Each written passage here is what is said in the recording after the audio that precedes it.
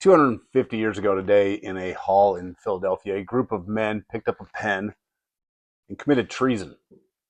Because that's what it was. Signing that document, the Declaration of Independence, it was a death sentence if they lost. Every man who put his name on the Declaration of Independence was wagering his life, his fortune, his sacred honor against the most powerful empire the world had ever seen. They all knew the odds and they signed anyway. And 250 years later, here we are, still standing, still arguing, and still mostly free. But I want to tell you about another 4th of July, because a century ago, a man stood in that same city, Philadelphia, and he explained better than anybody before him and anybody ever since exactly what those signers had done. His name was Calvin Coolidge, and I know nobody woke up on America's 250th birthday and expected a Coolidge reference before their first morning cup of coffee. Nobody except for my great communications director, Hunter Dorenzis, who is a walking encyclopedia of obscure American history and who collects memorabilia from losing presidential candidates. Hunter, thanks for this reminder of old Silent Cal. Here's the thing. Calvin Coolidge, he was actually born on the 4th of July, 1872, the only president in the history of the Republic born on America's own birthday.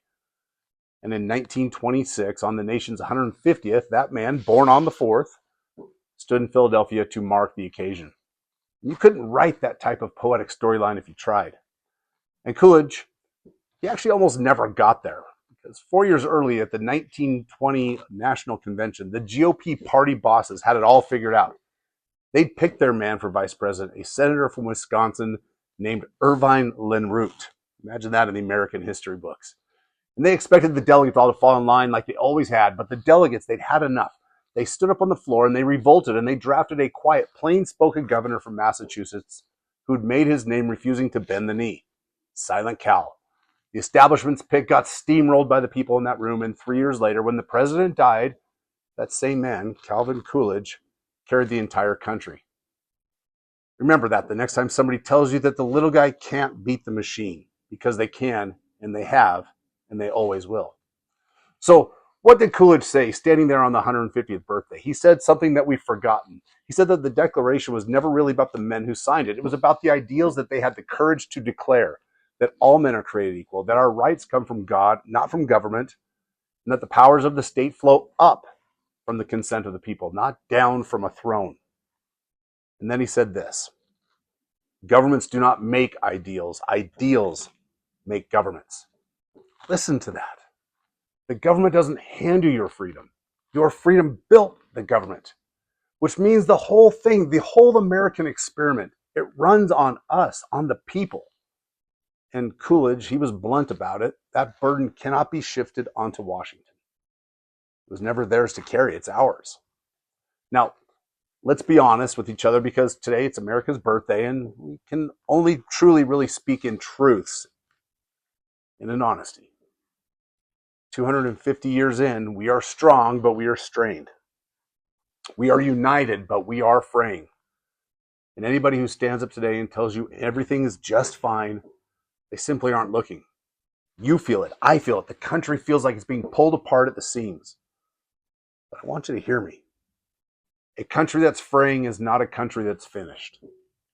We've been here before. We came through a revolution, through a civil war, through a Great Depression, through 2 world wars. And we walked out the other side every single time. It's not because a government saved us. It's because the people remembered who they were. And here's the one thing I will never stay quiet about. And it's the place that we have drifted the farthest from what those men signed on that Declaration of Independence.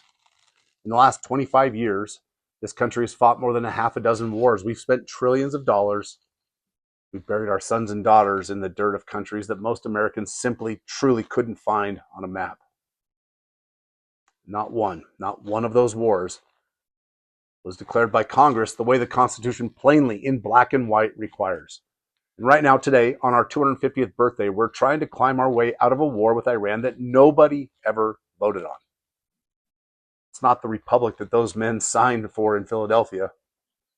The founders put the power to declare war in the hands of Congress, the body closest to the people, precisely so that no single man could march this nation into the fire on his own say-so. We've let that slip away. And good men and women have died because we did. But I don't tell you this to ruin your 4th of July or America's birthday. I tell you this because the fix is right in front of us. We can take that power back and we can put it exactly where the founders left it. We don't have to wait on Washington, D.C. to do it. In fact, we never should wait on Washington, D.C. to do it. We can do it state by state starting now. That's the Defend the Guard legislation that we work so tirelessly for here. It's simple. It stops your state National Guard from being sent off into wars that Congress has never declared. It sits right at the crossroads of federalism and America first. It's how the people in their own states restore the Constitution one legislature at a time. I've spent the last few months filming a series on the heroes of our first 250 years, the men who held the line at Bunker Hill, on Daniel Boone cutting through the wilderness, Lewis and Clark walking into the unknown, and fighters climbing into the ring with everything on the line. And I'll tell you what I've learned while making this video series. That grit never left us. It's in our blood. It's in our DNA. It's in yours.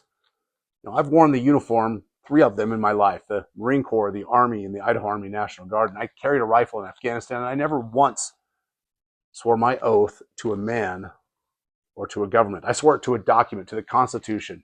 That is who we serve. So happy birthday, America. Happy 250th. I believe with everything inside of me that our best days are still ahead of us, not behind us. As long as we remember it was always, always in our hands. Learn how to bring that power home at bringourtroopshome.us and defendtheguard.us. Liberty is our legacy. Let's be worthy of it. Happy 250th birthday, America.